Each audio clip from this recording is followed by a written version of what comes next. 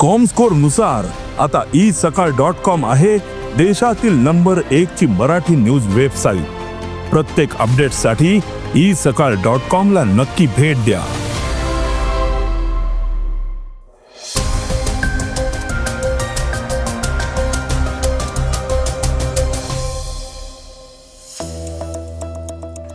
BMCची zero prescription योजना बारगळलीये, तर Bill Gates यांनी माफी मागितलीये.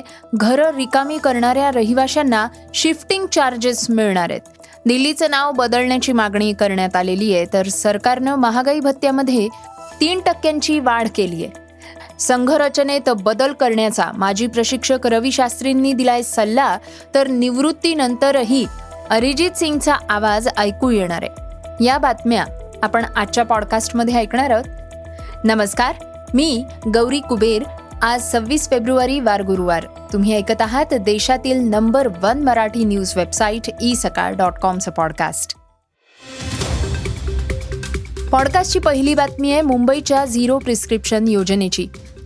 उपमुख्यमंत्री एकनाथ शिंदे यांनी मुंबई महानगरपालिकेच्या रुग्णालयात येणाऱ्या रुग्णांसाठी सर्व महत्त्वाची औषधं कोणत्याही समस्येविना उपलब्ध व्हावीत, यासाठी झिरो प्रिस्क्रिप्शन योजना राबवण्याचा निर्णय घोषित केला होता.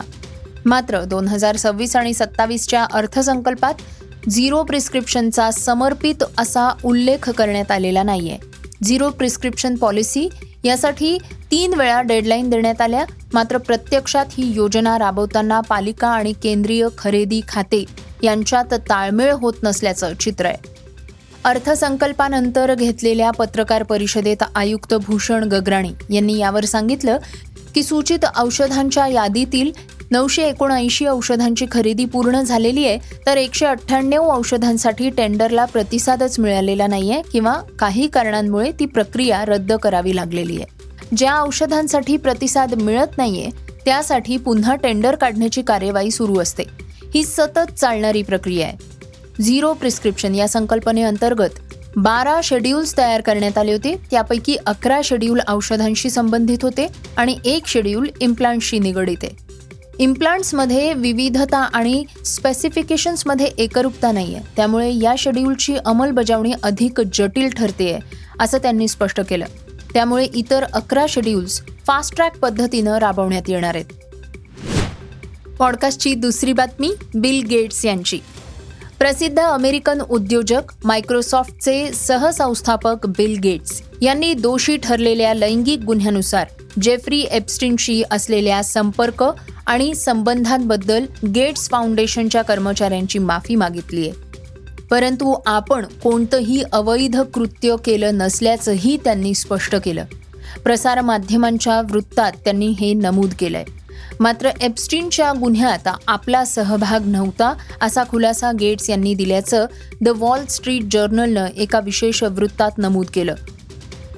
गेट्स म्हणालेत की अलीकडेच प्रसिद्ध झालेल्या एप्स्टीन फाईलमधील छायाचित्रात त्यांचे काही चेहरे रंगवलेल्या महिलांसह छायाचित्र आहेत. ही छायाचित्र एप्स्टीन यांच्या सहकाऱ्यांसोबत आहेत.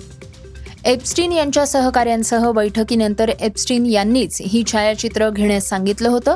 स्पष्टपणे सांगायचं तर मी कधीही पीडितांसोबत एप्स्टीन भोवतालच्या महिलांच्या सहवासात वेळ घालवलेला नाही. एप्स्टीननं पीडित केलेल्या महिलांशी आपला संबंध नव्हता. मी काहीही बेकायदेशीर केलेलं नाही. मी काहीही बेकायदेशीर पाहिले नाही असं गेट्स यांनी स्पष्ट केलंय. पॉडकास्टची तिसरी बातमी पुनर्विकास म्हाडाची.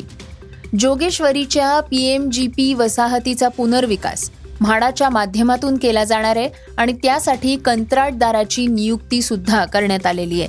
त्यामुळे इथल्या रहिवाशांनी आपली घरं लवकर रिकामी करावीत म्हणून म्हाडा प्रयत्नशील आहे.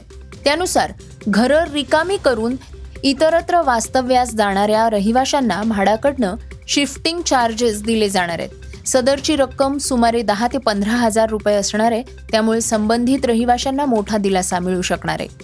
1990च्या दशकात पंतप्रधान अनुदान प्रकल्पाअंतर्गत जोगेश्वरी PMGP वसाहत उभारण्यात आली.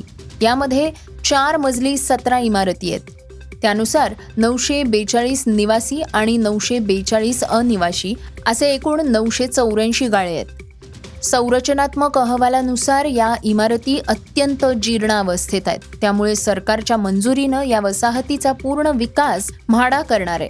त्यासाठी EPC कंत्राटदार म्हणून BG शिर्के कन्स्ट्रक्शन या कंपनीची निवड करण्यात आलेली आहे. पॉडकास्टची चौथी बातमी दिल्लीची. भाजपचे दिल्ली खासदार प्रवीण खंडेलवाल यांनी दिल्लीचं नाव इंद्रप्रस्थ करण्याची मागणी केंद्रीय गृहमंत्री अमित शहा यांच्याकडे केलेली आहे. केरळचं नाव केरळम करण्यास केंद्रीय मंत्रिमंडळानं मंजुरी दिली. त्यानंतर खंडेलवाल यांनी पत्राद्वारे ही मागणी केलेली आहे.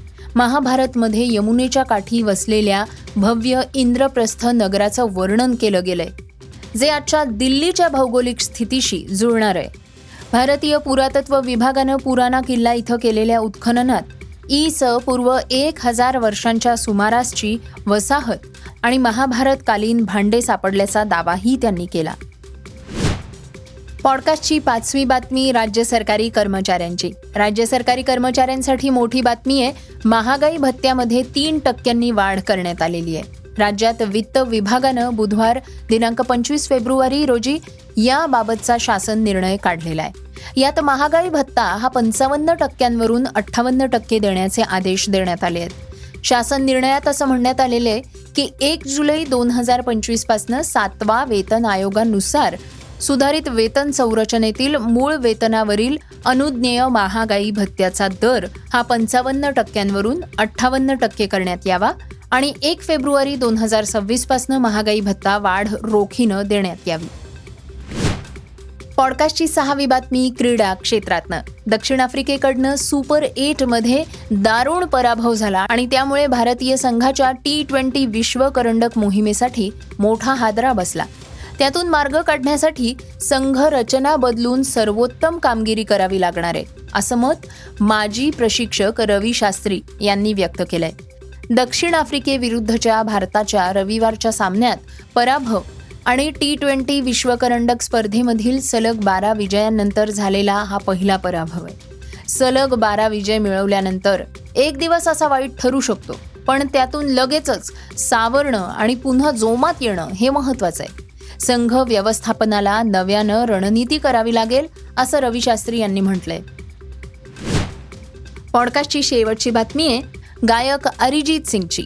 पार्श्वगायनातनं माघार घेण्याची घोषणा करून चाहत्यांना धक्का देणारा अरिजित सिंग पुन्हा एकदा केंद्रस्थानी आलेला आहे. जानेवारीत निवृत्ती जाहीर झाल्यानंतर अलीकडेच त्यानं समाजमाध्यमावरनं भावनिक संदेश देत महत्त्वाचा खुलासा केला.